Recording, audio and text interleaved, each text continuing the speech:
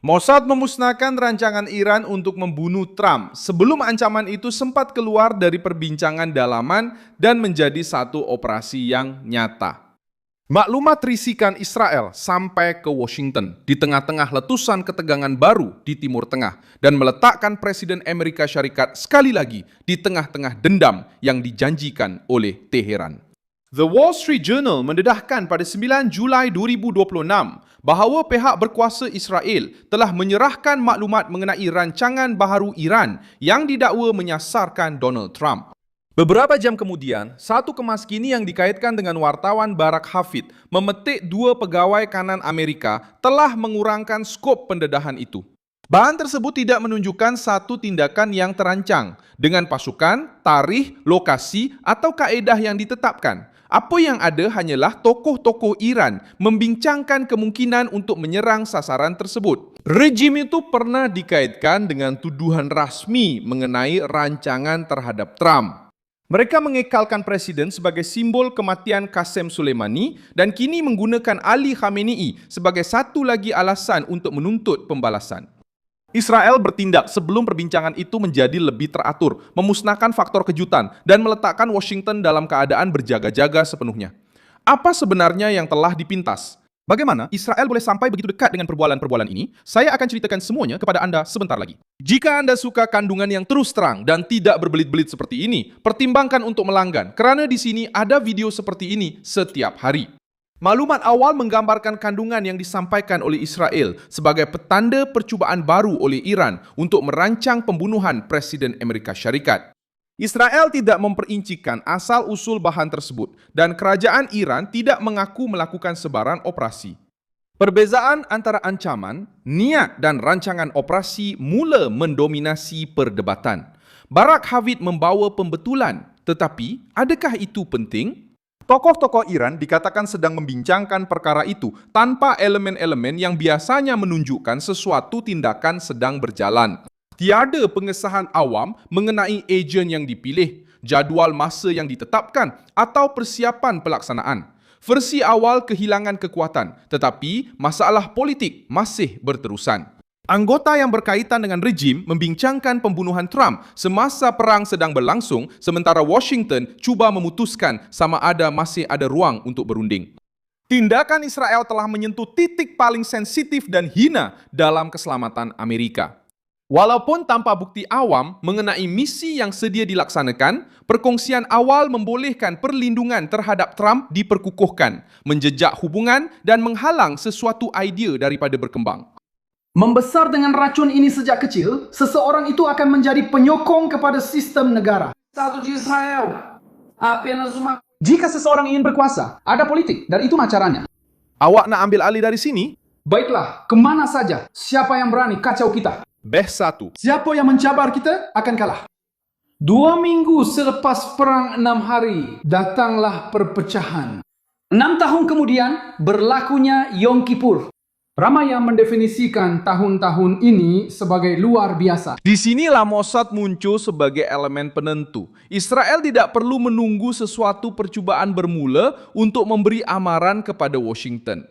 Kesan serta-merta ialah menghapuskan unsur kejutan, mendedahkan ancaman yang dibincangkan di belakang tabir, dan meningkatkan kos bagi sebarang tindakan Iran.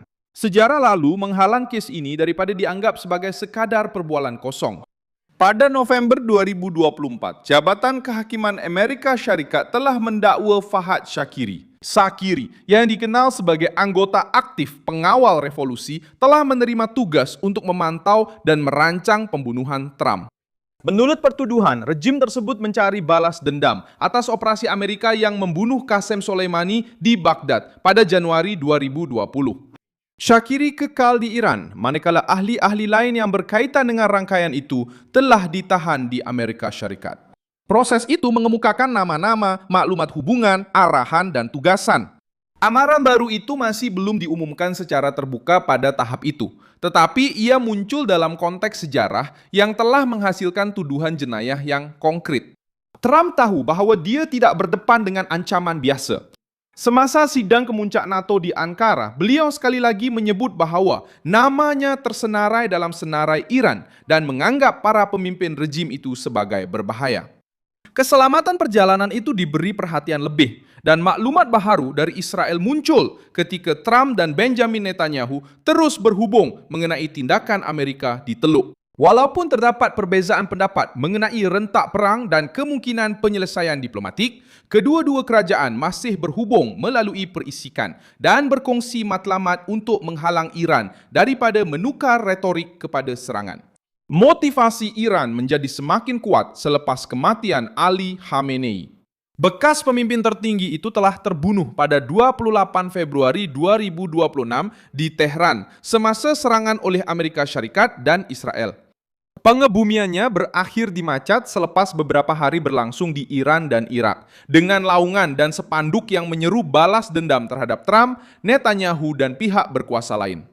Media rasmi Iran menyatakan bahawa lebih daripada 43 juta orang telah mengambil bahagian dalam acara tersebut. Satu angka yang tidak dapat disahkan secara bebas dan mewakili sebahagian besar daripada penduduk Iran.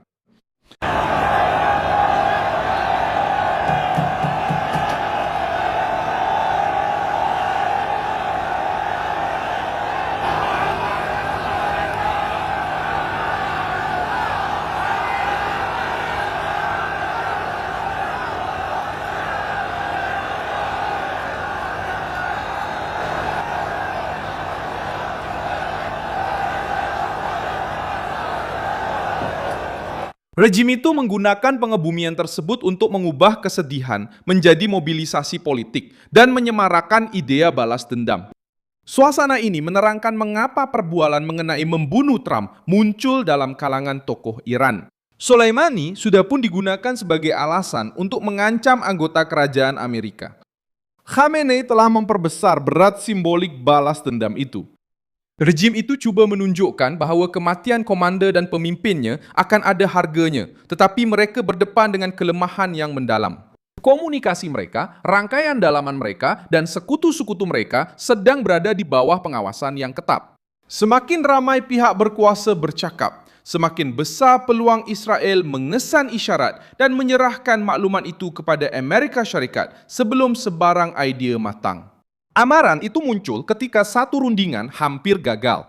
Donald Trump mengisytiharkan bahawa persefahaman dengan Iran telah berakhir selepas serangan baharu di Selat Hormuz dan membenarkan tindakan ketenteraan baharu. Pada masa yang sama, ahli pasukannya terus bekerja melalui saluran teknikal. Qatar, Pakistan, Turki, Mesir dan Arab Saudi mengekalkan hubungan dengan Washington dan Tehran untuk mengelakkan keruntuhan sepenuhnya.